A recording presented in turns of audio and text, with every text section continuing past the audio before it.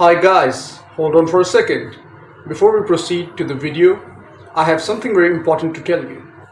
Professor Jon V. Kofas has published his new book in collaboration with Little French Media, and the title of the book is Neoliberalism, Inequality, and Authoritarianism.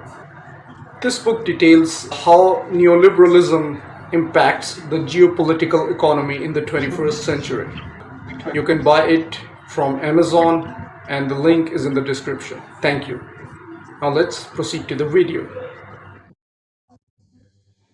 Hello, everyone. Welcome to a session on the ubiquitous global topic of the rivalry, especially in the last 10 years, since the second term of the Obama administration, between the United States and China, and the new Cold War,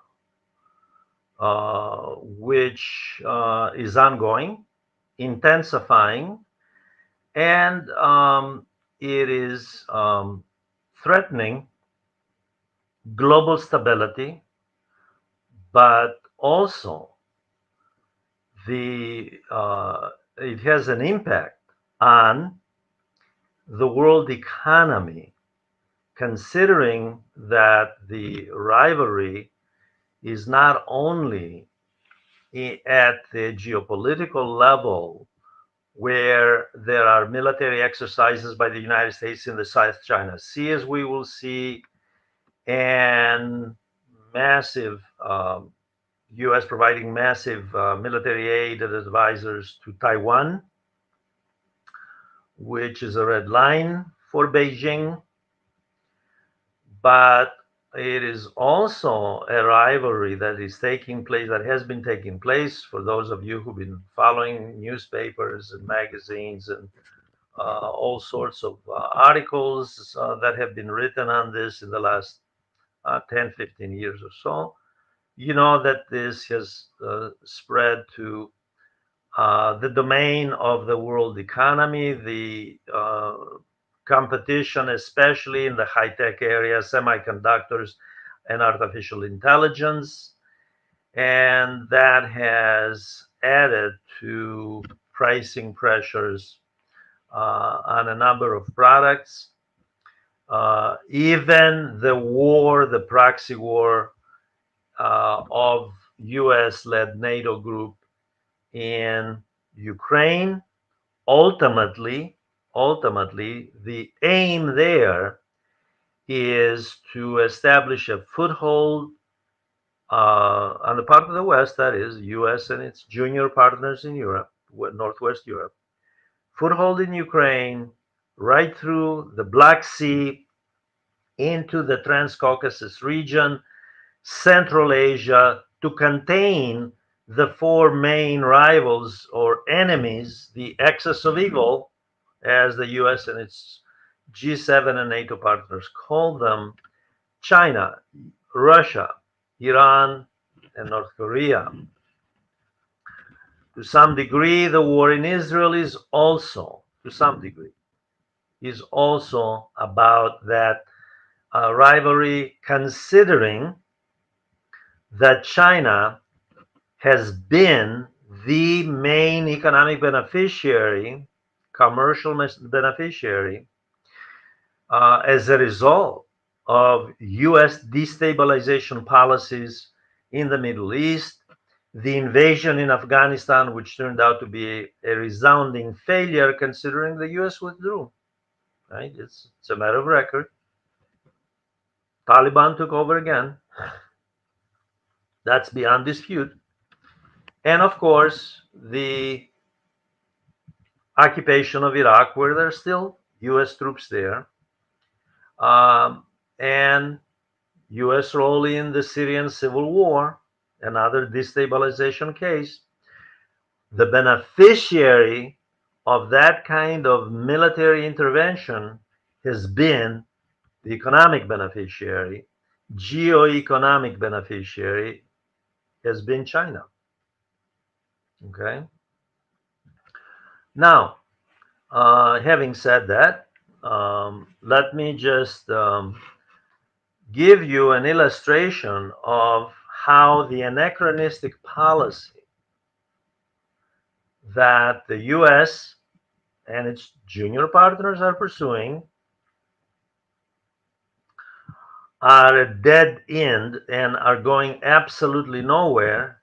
And so far, the last 10 years have proved the futility of the policy of confrontation versus and decline on the part of the United States, okay, and its junior partners, especially Western Europe, rather than what Xi Jinping, the president of China, has proposed, which is mutual cooperation, continued cooperation, rather than a policy of weaponizing the dollar, imposing sanctions, excluding certain companies, especially in the high tech, like I said, especially in the semiconductor area, not just only from the US, but US allies, from cooperating with China, as though China has no leverage. As we'll see, by the way, most of the leverage is not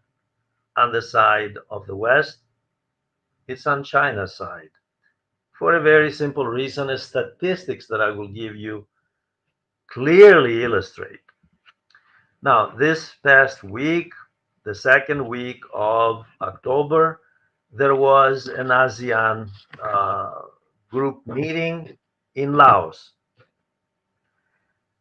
That meeting, as far as the US was concerned, was a meeting to promote the policy of containment militarism, which is an anachronistic old Cold War policy from the early Cold War days, when the US in the 1950s and even in the 1960s until Vietnam proved otherwise, as far as the power of the US in the world stage, had the power at that time, had the not it was not just a military superpower like its rival back then, the Soviet Union, but an economic one.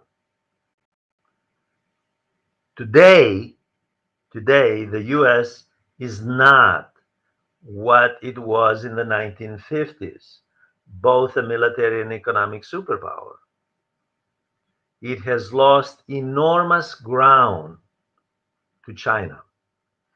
And as far as the IMF, the World Bank, Goldman Sachs, analysts worldwide, who, by the way, look at this thing rather on the cold facts and don't try to sugarcoat, unless they're politicians, by the way, and they can't help themselves but promote some sort of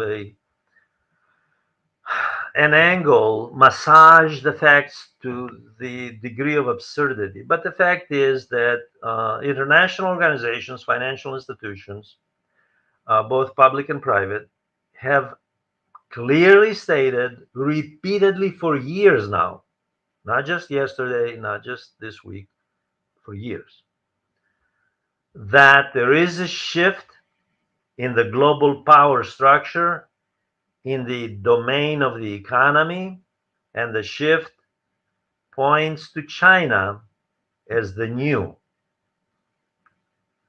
core country of the world economy. This is what the policy of containment militarism is designed to prevent, at least slow down. However, the ASEAN meeting in Laos, past few days, proved, until yesterday, of course, the news I just read this morning from Laos, they proved a disaster because the US went to Laos, we went to the ASEAN meeting with the agenda of gathering the other members behind it, behind its containment militarism policy, offering very little to the members, by the way, by way of economic and social development, very little. And he went there to basically castigate China and try to pass a measure to condemn China's role in the South China Sea, and the next step, of course, would be to take action. It would be, let's be honest about this, imagine a scenario where China went to an OAS meeting, Organization of American States, in other words, that is Western Hemisphere countries, where the US is the hegemonic power. And there at the OAS meeting, the Organization of American States meeting, China, imagine the scenario, tried to get Cuba, Nicaragua, a number of other countries, Colombia, to form a bloc of containment militarism against the United States in the Caribbean. Okay? That's what this scenario is about. And yet, although this is what it's about, the US went to East Asia. The US wants to impose containment militarism in the South China Sea. The US is sending weapons. This is a matter of record. They're very proud of it, by the way. This is not, I'm just analyzing this material exactly on the basis of empirical evidence. This is not a secret. US went there with this geopolitical scheme, okay, of destabilizing and confronting China, including in Taiwan, knowing that this is a red line because China wants the West to respect the one China policy, which the West had at one point agreed to, including obviously the United States. So they go there, they try this. The measure failed to pass, by the way. It failed. Members did not go along. Although, just for the record, I should say that the ASEAN members have been about split, let's say 50-50 on either side, pro-China, pro-US. Yet they did not vote with the US for a very simple reason, by the way. It's just not in their interest. There is nothing in it for them. To add insult to injury to US policies, at the last minute, at least it was revealed at the last minute, they had been working this from behind the scenes for some time. Beijing convinced the government in Vietnam, the representative of Vietnam in Laos, at this meeting. Vietnam, by the way, one of the countries, along with the Philippines, a few others, which is solidly pro-US. Vietnam has had a long-standing inimical relationship, to put it mildly, with China going back to Mao. Yet China convinced Vietnam to go along with a number of measures, tangible, that benefit the Vietnamese economy as well as the Chinese economy. Let's be honest, China is not in the business of humanitarian assistance. It's in the business of expanding integration, economic integration on a world scale. So Vietnam and China have an agreement for greater trade, opening up investment in Vietnam for Chinese companies. China opening up certain areas of trade where Vietnamese products would be exported. And this is a country, let me remind those of you who don't follow this stuff necessarily, this is a country, Vietnam, that the US was counting on to be on its side. But the interests of Vietnam are with China. The economic interests of Vietnam, like the economic interests of the entire Asian continent, including, by the way, countries like Japan, which wholeheartedly agree with US policy of containment militarism and going all out to contain China, their economies are closely integrated with the Chinese economy. Their fate rests on the Chinese economy. This is not to say that the fate of the US economy doesn't rest on the Chinese economy.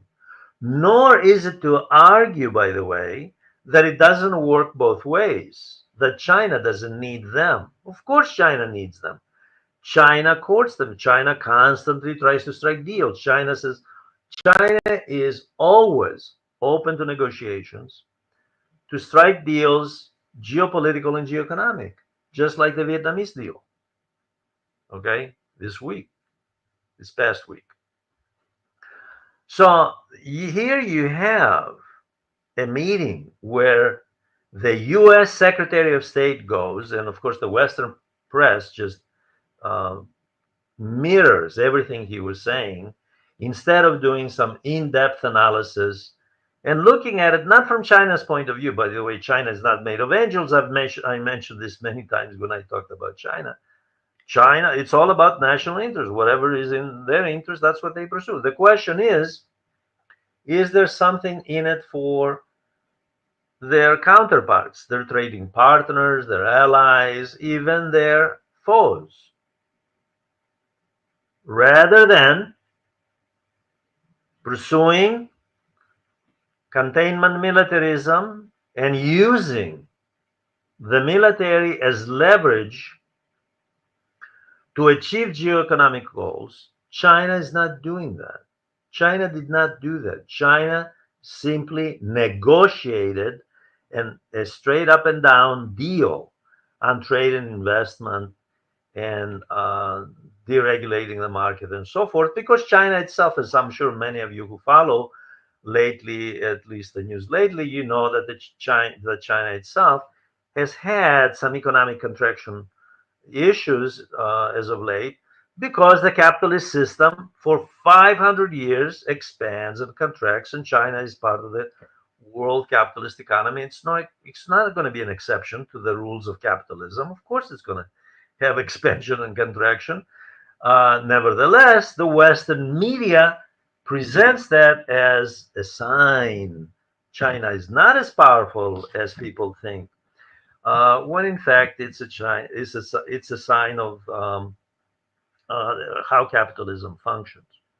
Now, the reason I'm mentioning all of this is because I wanted to start out with this issue and then work my way back to see why are we here? Why is it that there are people, not just in the East, but in the West as well, who are contemplating a possible conflict with China over Taiwan and the South China Sea? The US has been using in the last several months, of course, as people probably know, the Philippine Islands. By the way, the only official colony of the United States, which was acquired back in the Spanish American War. They gave them their freedom, I think, at some point during World War II.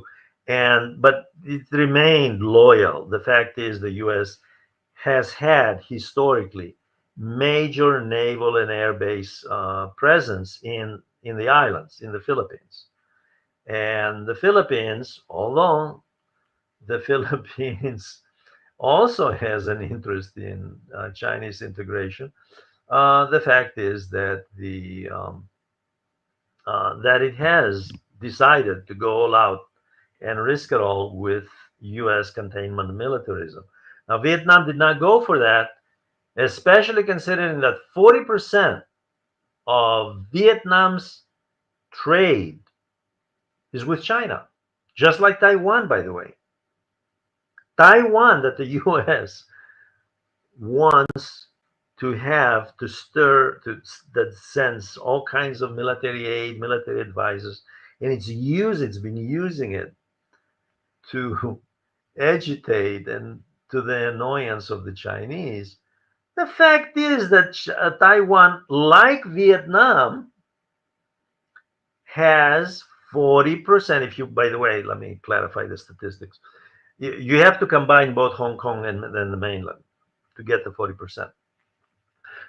It has 40% combined total trade of its total trade is with China.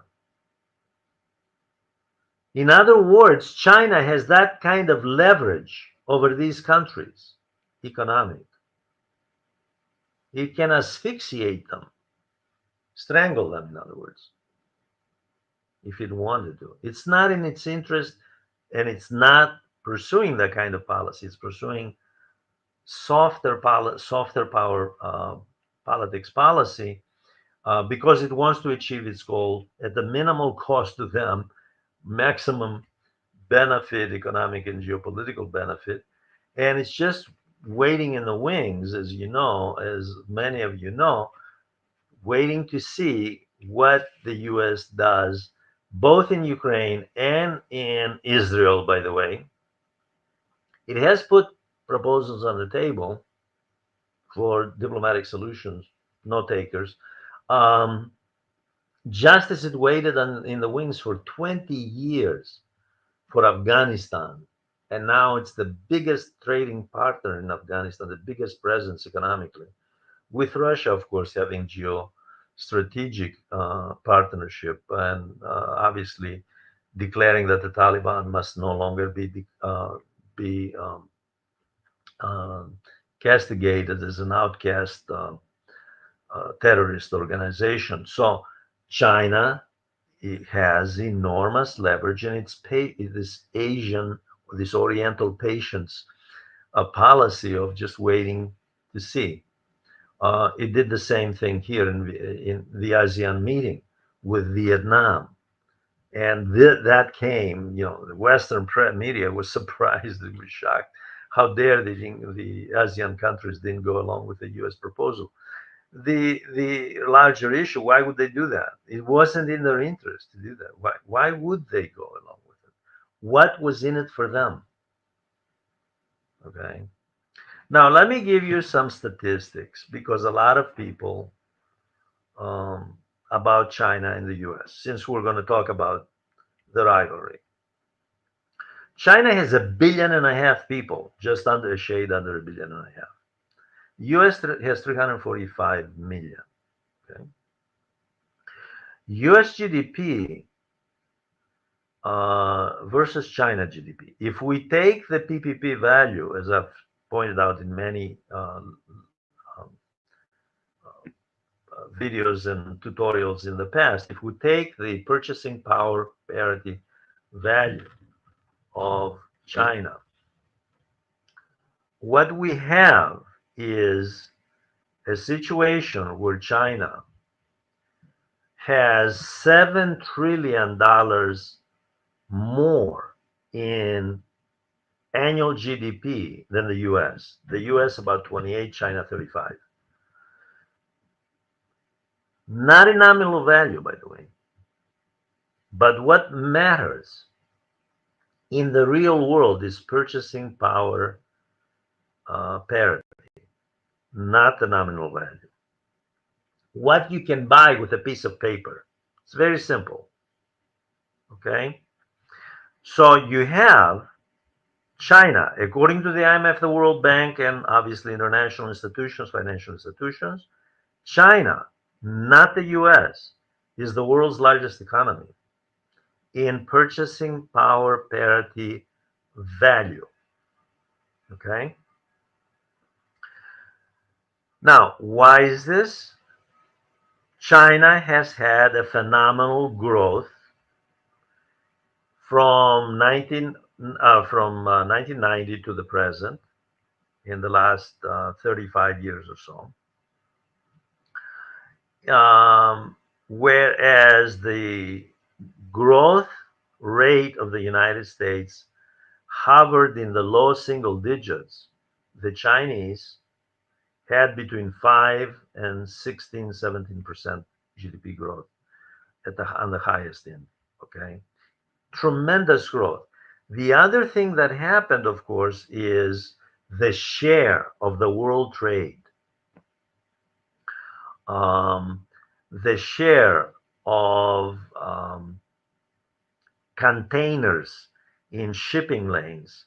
In a recent speech, the US ambassador in Tokyo pointed out that the US must do something about China's most favored nation status. China normalized, of course, relations in 2001, uh, accepted into the WTO and the World Trade Organization. Biden, by the way, supported that at the time. Obviously, he has second thoughts now. Um, but the fact is that China is the dominant force in world shipping. As the US ambassador to Japan pointed out recently, they have some 90 to 95% of the world's container business, the containers that they ship globally. They control a number of ports globally. To give you an idea what kind of hold they have on world trade. Their share of world trade is double that of the United States. Double. Okay. No matter what measurement you want, whether it's in manufacturing capacity, okay, or something very important over which they have enormous leverage against the West, especially the US.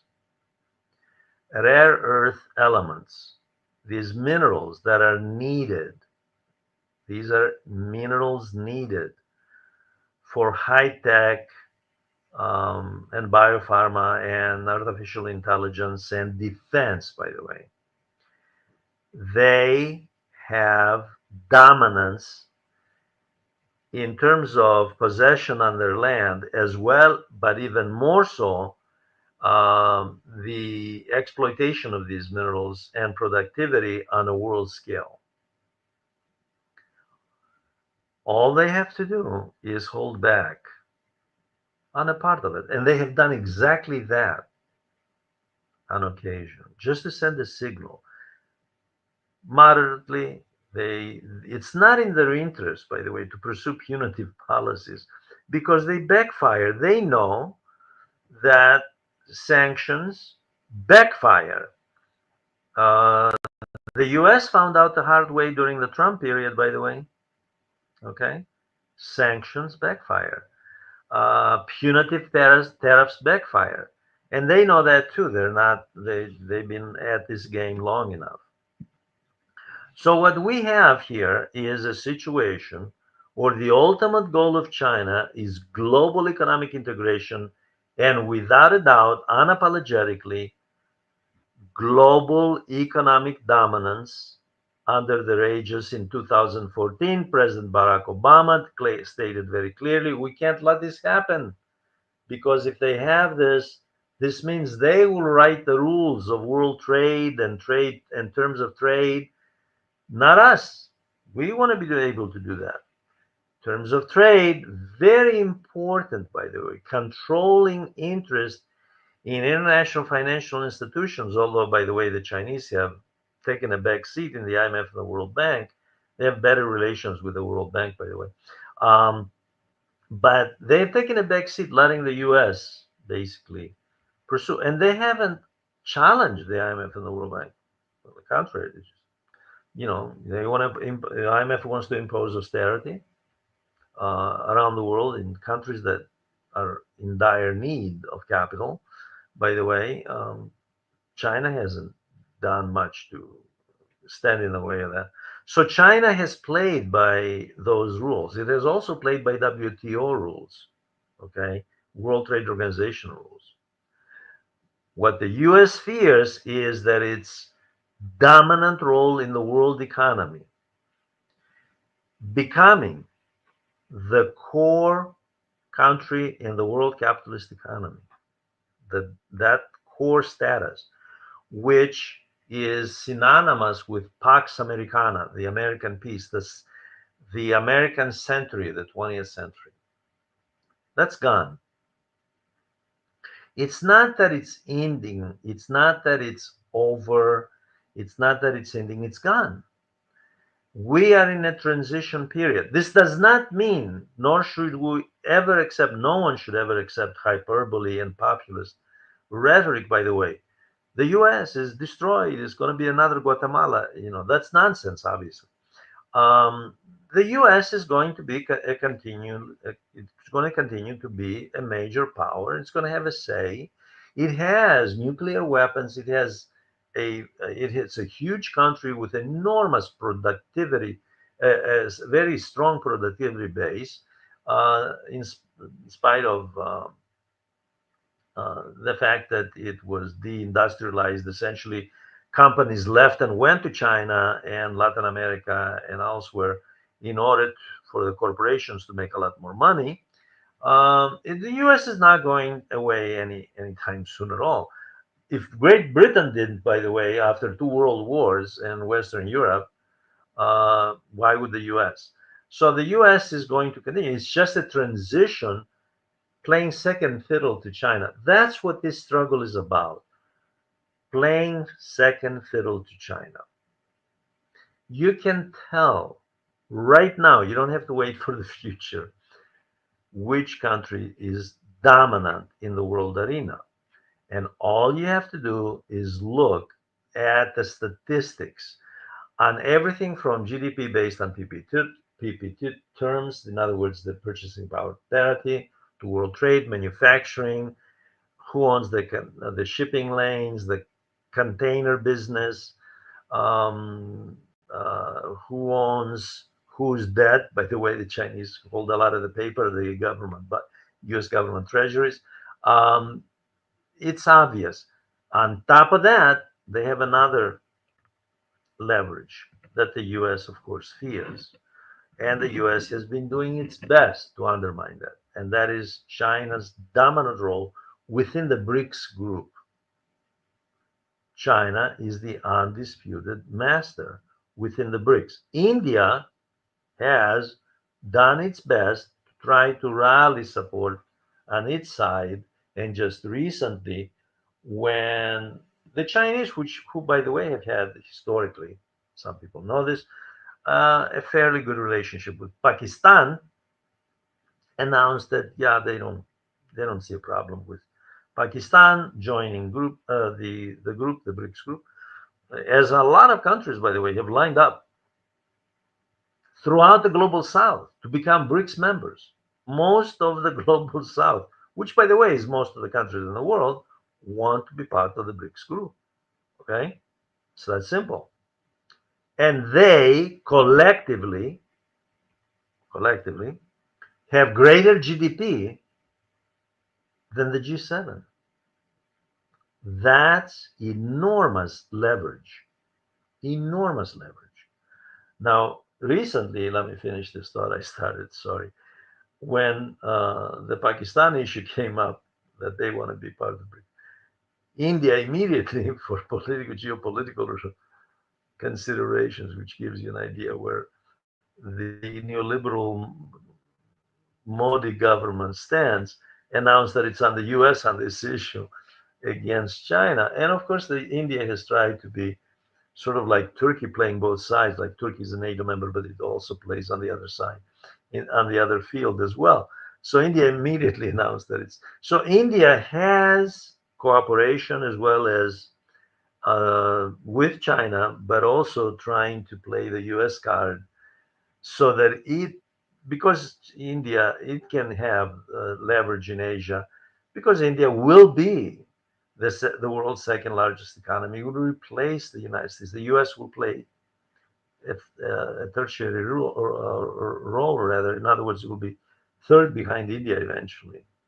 Okay, all of this is very important on why we have come to this point.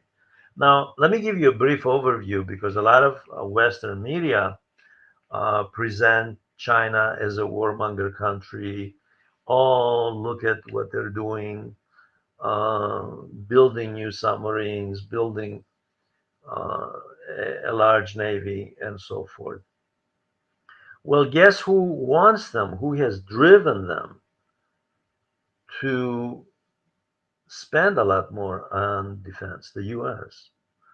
Just like the US it hopes to drove this old Soviet Union into, help to drive it into bankruptcy. The US didn't bankrupt the Soviet Union. I want to be very clear. A lot of analysts say, oh, yeah, we succeeded in the Cold War because we kept pushing with the arms race, and the Soviet Union, especially in the last 15 years before it collapsed, um, got involved in Afghanistan. It was helping Vietnam, spending money, foreign aid to Vietnam, foreign aid to Cuba, and a lot more on nuclear arms and so forth.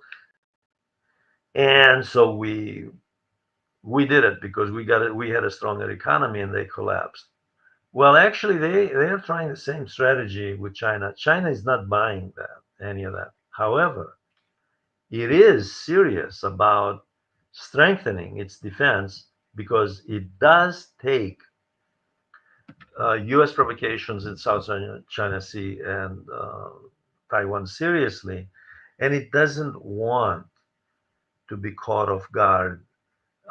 So it has, let's make no mistake about it, China, as I repeat, is not made of angels. They're human. They are going to respond to provocation just like anybody else would. If they have the means, they have the means. Um, so China has been spending more. However, it spends a quarter of the budget that the U.S. spends on defense. The U.S. spends roughly as much as the 10 next countries combined on defense. China's not there. Okay. In spite of the fact that China has 1.5 billion people and the US has 345 million. Okay. China's not there. But the US argues that they're the warmongers. Now, do they have a history of militarism? Like Japan, no one would dispute that Japan in East Asia has, if you study, by the way, if you have studied Asian history, you know this, has had a much more militaristic past, especially in the Shogun period, especially in the 19th century, obviously early 20th century, much more militaristic past. China has not been free of famous military leaders from the 3rd century BC to Genghis Khan in the 13th century, um, and to the warlords in the early 20th century from 1916 to 1928. So you have that China has had that. However, the fact is that China, unlike the US, was subjected to semi-colonization from the First Opium War in 1838 to the Second Opium War in 1856 to the Boxers' Rebellion in 1899, 1900, let's say, that it really erupted when the Western countries, including the US, by the way, Japan, Russia, sent troops in. Then there was a war over Manchuria, the northeast where Beijing is up there, between Russia and Japan, fighting over ports to claim ports in China. So China has been subjected to that. And the exploitation was vicious, by the way. As I alluded to, the so called Opium Wars were about what? Western countries, including the United States, by the way, pushing dope on China from the Indian subcontinent, okay? England, but also if you look at US China relations history, what you find out amazingly is some of the richest families of the late 19th, early 20th century in America. Big names, big name millionaires, multimillionaires, became big name multimillionaires pushing dope in China. They were in the business of opium. Okay, opium uh, dopes people up. It debilitated the Chinese population to the degree that many employers were paying their workers with opium. There's a great, I just thought about this. What is her name?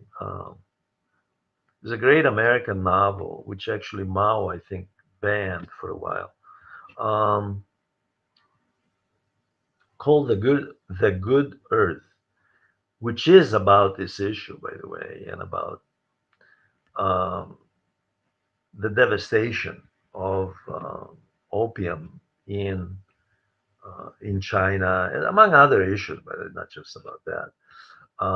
Pearl Buck wrote the novel, an American novelist, and it illustrates the role of opium in the economy.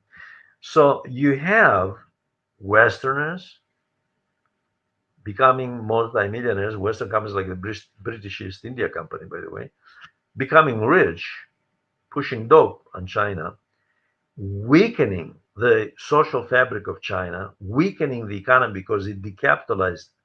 They were selling dope, taking money, okay? Selling dope, taking out precious cargo and money out of China. Very important. In the Boxers' Rebellion, I just want to. I know there's a lot of material to cover on this, but I want to make sure that I tell you about this one because this one story, which is very important. I used to when I was teaching at the university level on U.S.-China relations, U.S.-Western relations. Actually, the course on was U.S.-Western relations. I used to tell my students they were amazed that this had taken place. During the Boxer Rebellion, what happened is the Boxers were Chinese nationalists. They basically rebelled because they wanted to assert Chinese sovereignty, wanted the foreigners out. They were against the dope trade. Um, they rebelled. Okay.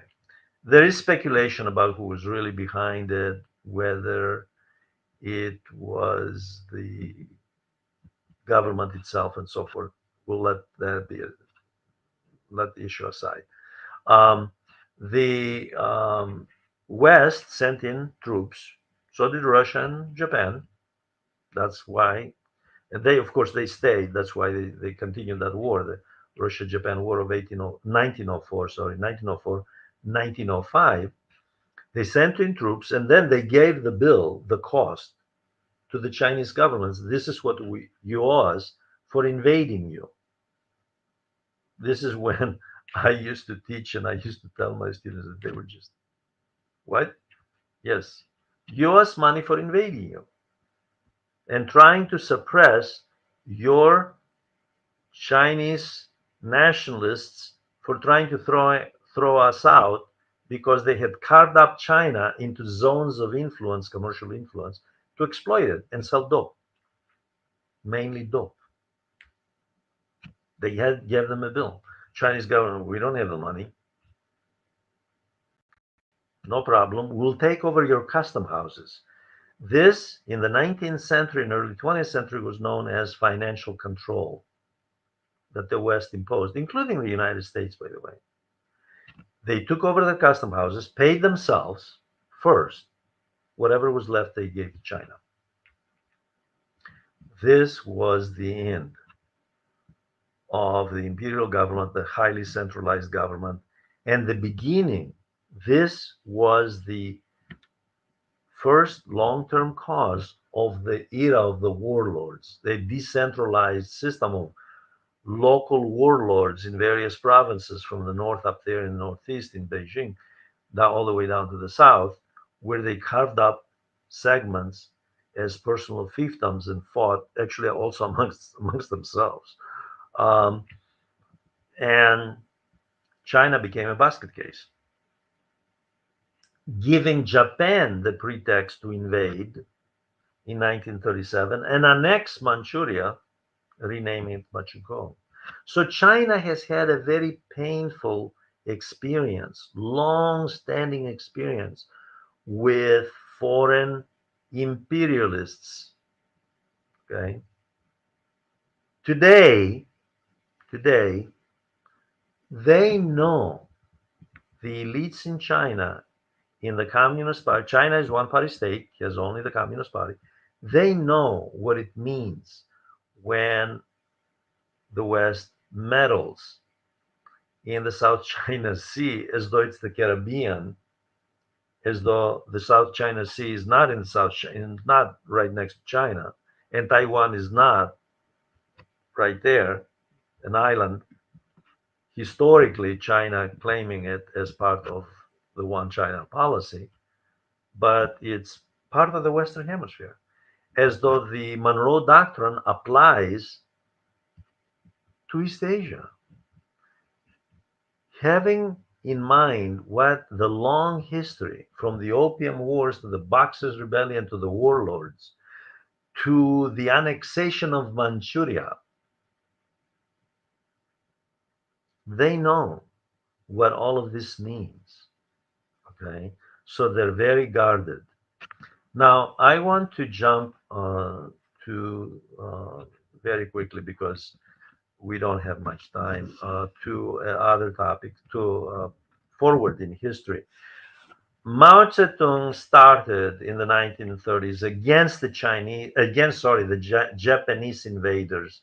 It was a resistance movement. Mao was profoundly influenced by Marx and Lenin. He was um, a Marxist, and he was, of course, unlike Lenin, he adapted Marxism to the peasant conditions of China. You don't need the working class as a vanguard. He, China did not have much of a working class because it was not industrialized. So he used the peasants. Um, and he proceeded. Now, during the war, by the way, Mao led the resistance against Japan. Chiang Kai shek, that the US supported, was actually a collaborator. He used to be a warlord, by the way. He was a collaborator with the Japanese off and on. He also collaborated with the communists, but he collaborated with the Japanese more. And then when the war ended, the um, nationalists, backed by the United States, okay, went into a civil war. China had a civil war in the late 1940s all the way to 1949, 46 to 49. Started in 44, actually. It really intensified in 46. Mao and Chou Enlai, his second in command, had proposed back then to the US that they wanted cordial relations. They were concerned about Stalin. They were communists, but nationalist communists. Okay, and they were not. They had a lot of reservations about Stalin.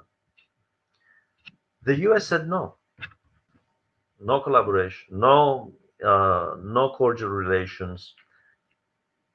Aid to Chiang Kai-shek, who, by the way, was defeated in 1949, in the fall of 49, which coincides with his successful testing of the atomic bomb in the Soviet Union. China is now under Mao's control in the fall of 49, and the Soviet Union has just tested the bomb. This was devastating to the US, which starts an immediate program for the hydrogen bomb, a military solution, in other words, which Robert Oppenheimer, the father of the atomic bomb, an American scientist who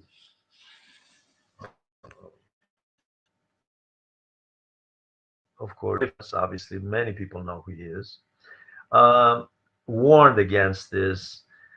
Edward Teller, a hard-nosed Cold Warrior, all out for the hydrogen bomb. Robert Oppenheimer warns against it. U.S. government sidelines Oppenheimer, accepts Teller, and pursues containment military with the intent of transferring the surplus capital, because at that time the U.S. did have surplus capital. By the way, this was the world's premier economy, from the civilian economy to defense. So massive spending on defense to contain Russia and China, given the success of China under Mao and Russia's successful testing of the bomb. Relations were very bad between China and the United States, to say the least, until 1972, when Nixon visited China.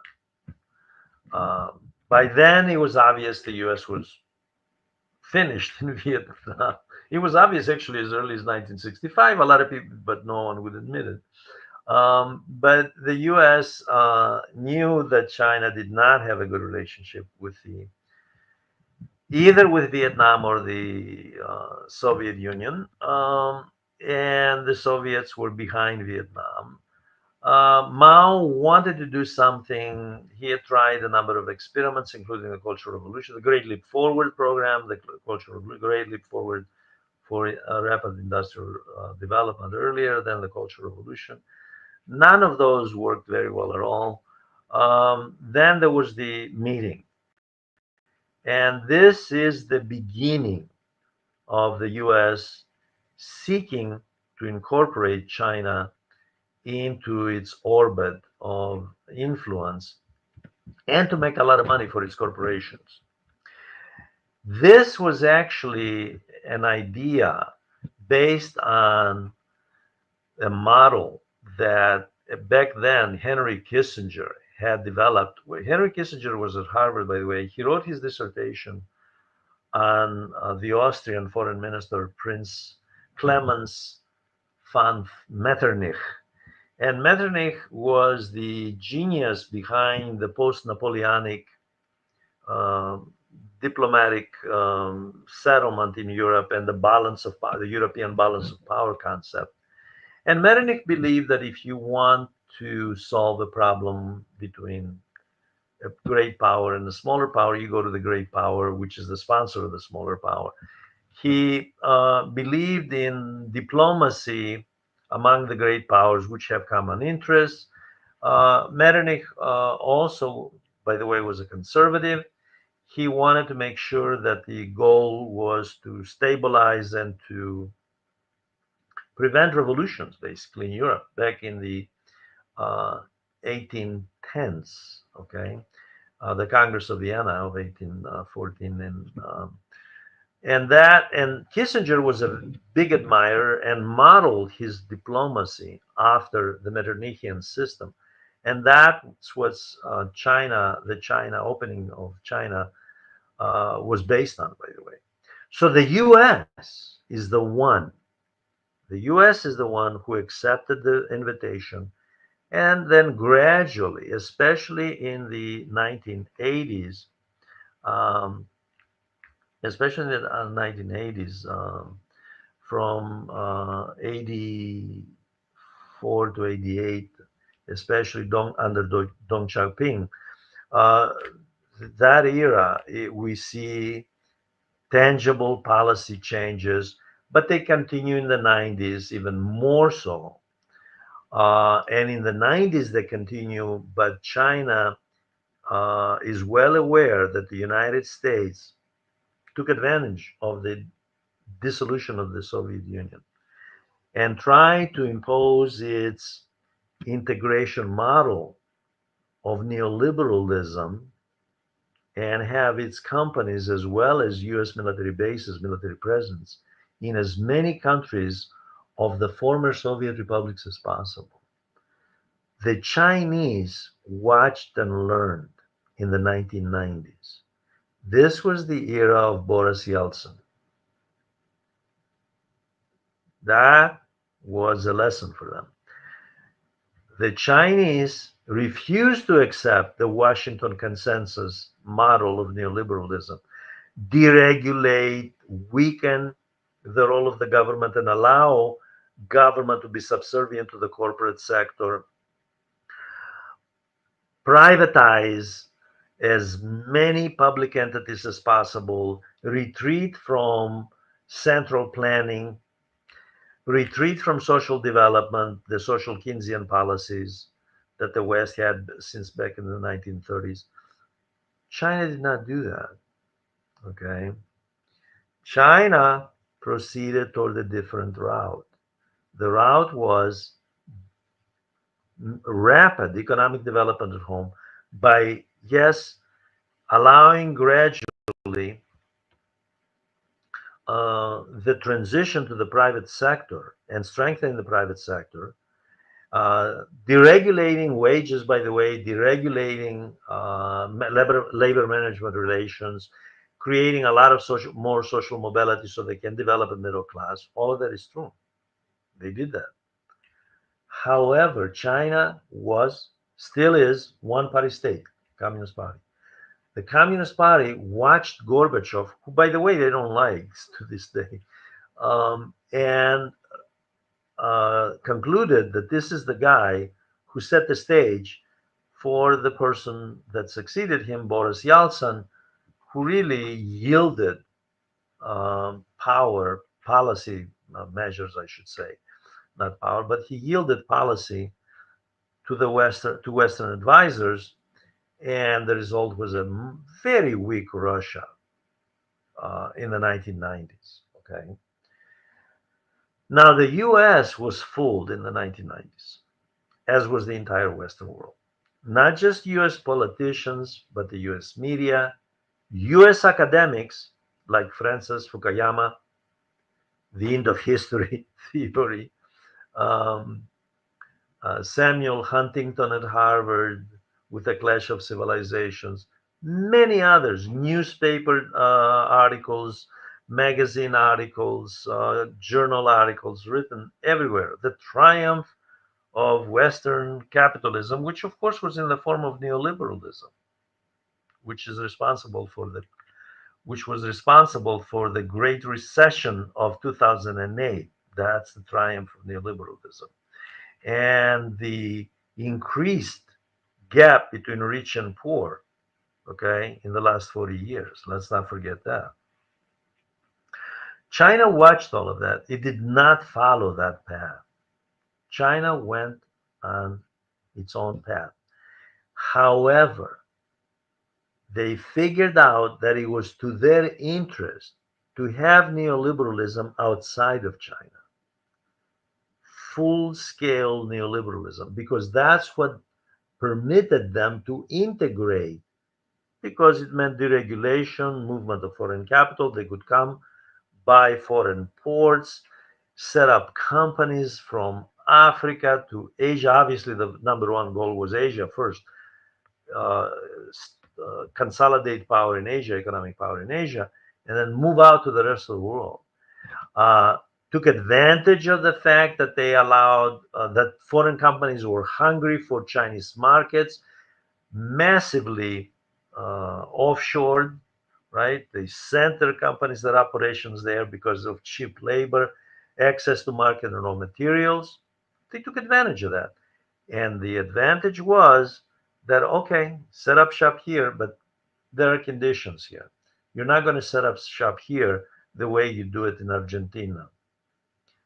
Uh, there's going to be um, a heavy role of the state, and you're going to have to accept the terms of sharing technology. And the Chinese began to build their own technology base to the degree that today they are serious rivals of the United States and the West in every field, including semiconductors and artificial intelligence. Okay.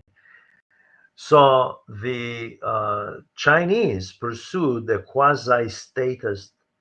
Statism is very old, 300 years old. Quasi-status, the state has a strong role in economic planning, economic development, but also they did something else which the rest of the world didn't, by the way. While the rest of the world was retreating from social development, they did not.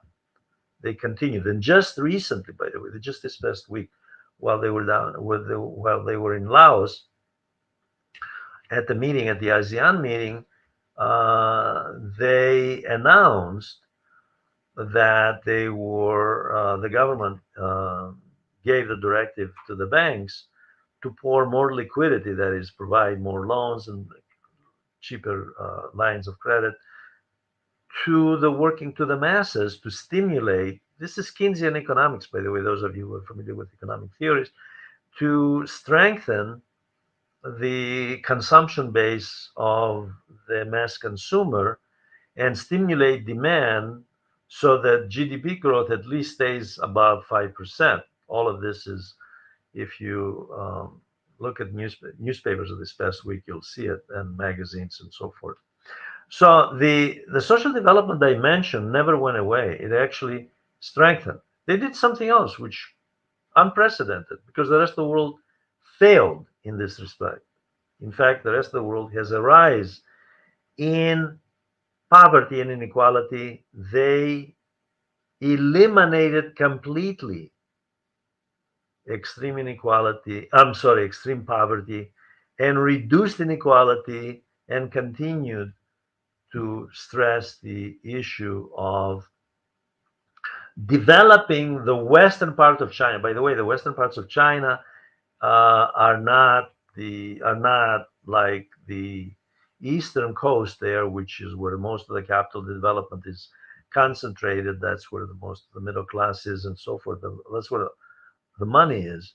So they also uh, decided to decentralize development and help out in those areas as well, in in the western parts, where historically there has been a higher level of inequality.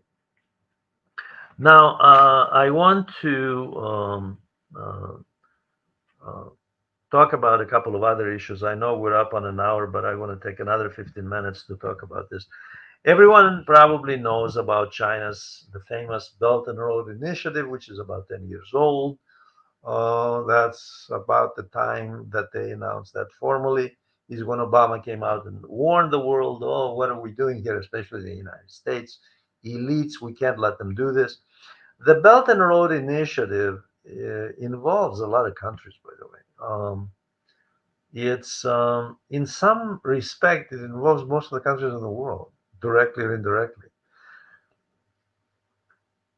But it's targeting infrastructural development, social development, health, education, the raw materials sector, from Latin America to Africa to Asia. But there are also companies in Europe. Italy, for a while, Giorgia Meloni, the Italian prime minister, when she was elected, oh, yeah, we want nothing to do with that. We want to back out of that. We don't want to help the Chinese realize their dream of global integration. A couple of years later, she went back just recently, not a couple of years, just recently, she went back to Beijing, met with Xi Jinping, premier of China. She met with him, and she wants Italy back on track. Okay. Because Italian corporations, like German corporations, like the CEO of Mercedes Benz pointed out, and a number of German multinational corporations, their interests are with China's future. They know that China, it's not that what it represents now, it's what it represents during the 21st century down the road.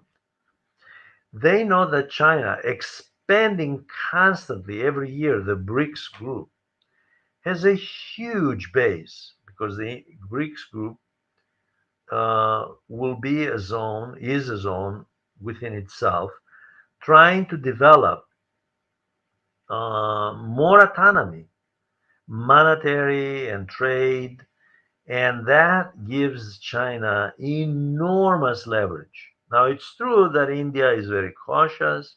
It's playing both sides. It wants to have the benefits from Chinese economic integration, and yet it's playing the American card of containing China because it's obviously ambitious itself, and it wants to limit their growth so that it can proceed with its own growth. And it doesn't particularly care for some of the allies of China in the region. By the way, obviously Pakistan, as I pointed out already, is one of the big issues. Um, I wanted again, since I've taken more than an hour, I want to talk about geopolitics and whether the U.S. really, and there's been a lot of written about this, whether the U.S. is really prepared to go to war over Taiwan. Um,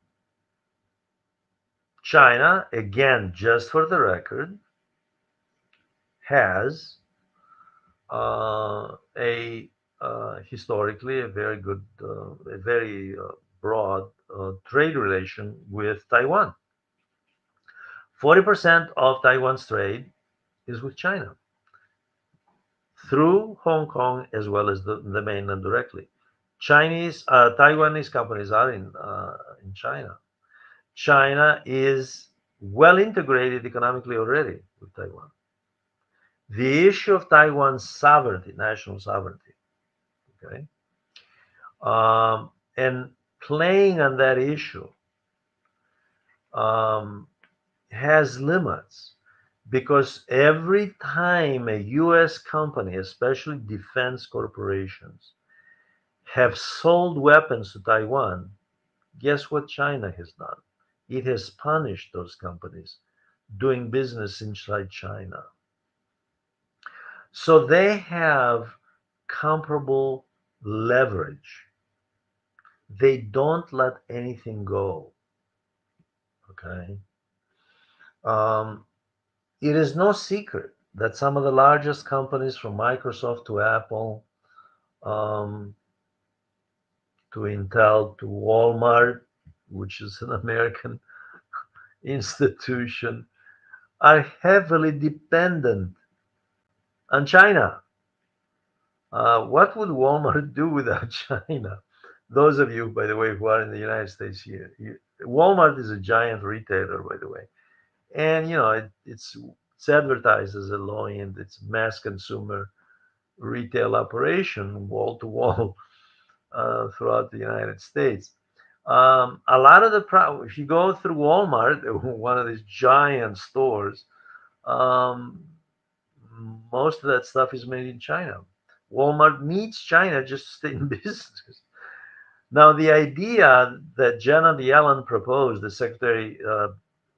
President Biden's Treasury Secretary, a very smart lady, when she got her marching orders to go to China and ameliorate relations and ask them, please don't dump the treasury bills, the treasury bonds. We want to stabilize the dollar. It's your interest to stabilize the dollar. And it is, by the way, this de-dollarization issue, which has come up in U.S.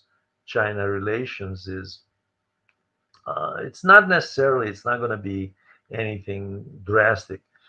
But the Janet Yellen did talk about friendshoring and offshore and reshoring.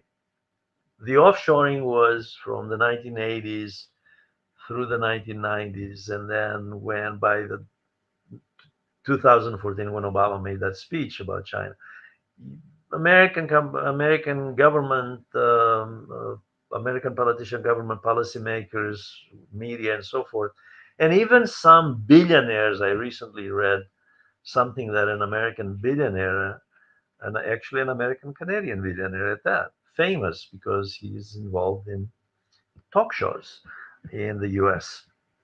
argued that yes, punish them the way Trump did, tariffs, sanctions. Okay, we know how well that you have to judge everything by results, right? We know how well Trump's China policy worked. It backfired. It backfired. China remains the world's uh, powerhouse. China's, although the Western media presents China as in the last 20 years as, oh, it's going to collapse, it's going to go into, it can't possibly sustain, it can't, it's about to go into a crisis. Right now, if you look at headlines on China, Western headlines, they're going to say, oh, they're having a housing crisis. Of course, they're part of the capitalist economy. Capitalism expands and contracts. So they're going to go through contraction cycles. That's how capitalism works. However, when you compare them, their economic health, and their GDP um, level, and their outlook, the prospect, the GDP prospect for next year, with that of Europe and the United States, who's doing better? Why is it acceptable and a great thing for Western countries to be averaging around 2.5% GDP growth, and dreadful that China is at double that minimum? This nonsense that has been recycled for 20 years now, about 20 years now. Oh, they're about to, and of course, it, the world found out in 2008 who bailed it out. If it were not for China, by the way, in 2008, when in 2007, actually, with the Lehman Brothers collapse, and then 2008, the subprime crisis starts, Wall Street crashes in the fall, and you have global contagion. Then you have austerity by the IMF imposed in a number of countries. If it weren't for China pumping money into its own economy and then helping out many in the rest of the world, including the United States, there would have been enormous suffering. It wasn't Canada that was doing this, it wasn't Argentina, it wasn't Belgium, it was China. So China is not necessarily the focus of all evil. And I'm not arguing that any policymaker should be naive enough to accept uh, the Chinese proposal of cooperation, mutual cooperation for mutual benefit. The, the alternative, however, is what?